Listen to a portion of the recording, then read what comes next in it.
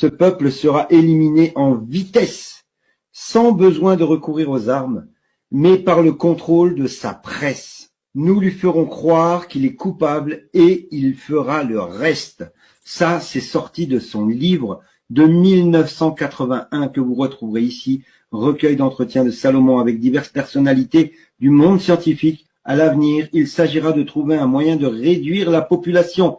Titré, ça a été fait, l'avenir de la vie, c'est de 81, mes amis.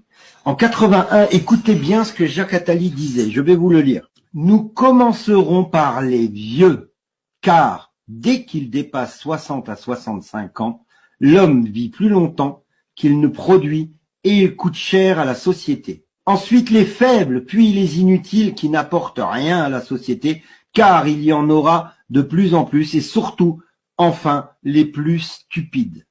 Une euthanasie ciblant ces groupes, l'euthanasie devra être un instrument essentiel de nos sociétés futures dans tous les cas de figure.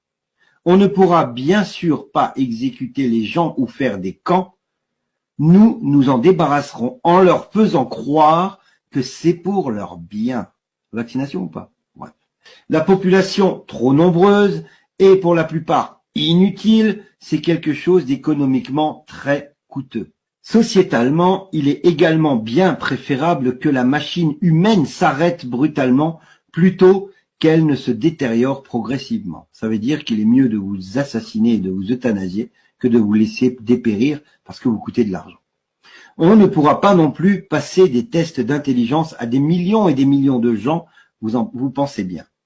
Nous trouverons quelque chose ou provoquerons une pandémie qui cible certaines personnes, une crise économique réelle ou pas, un virus qui touchera les vieux ou les gros, peu importe, les faibles y succomberont, les peureux et les stupides y croiront et demanderont un traitement. C'est clair? Nous aurons pris soin d'avoir prévu le traitement, un traitement qui sera la solution. La sélection des idiots se fera ainsi toute seule. Ils iront d'eux-mêmes à l'abattoir, tiré du livre L'avenir de la vie, Jacques Attali, 1981, entretien avec Michel Salomon, collection Les visages de l'avenir, édition Seyer. Mes amis, on n'est pas des complotistes, on est des dissidents. Nous ne sommes pas d'accord avec le narratif public. Point. Et ce que je vous lis là, c'est écrit noir sur blanc. Les paroles s'envolent, les écrits restent. Ce que je vous ai lu là, ça colle avec ce qu'on voit, ce qu'on va voir et ce qu'on a déjà vu.